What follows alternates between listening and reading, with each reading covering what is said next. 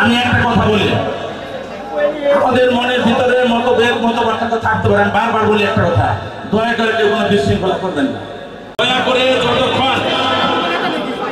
যতক্ষণ আমাদের প্রধান অতিথির বক্তব্য না শেষ হবে সে পর্যন্ত আমরা কোনো কথা কোনো কিছু বলবো না। খালেদা জিয়ার দল, তারেক রহমানের দল ধামরাইতে অনেক বড় সংগঠন। ধামরাইতে কিন্তু তার দল 13 জনের সংগঠন নয়।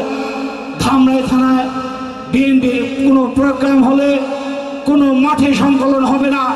বিগত দিনেও আপনারা প্রমাণ করেছেন।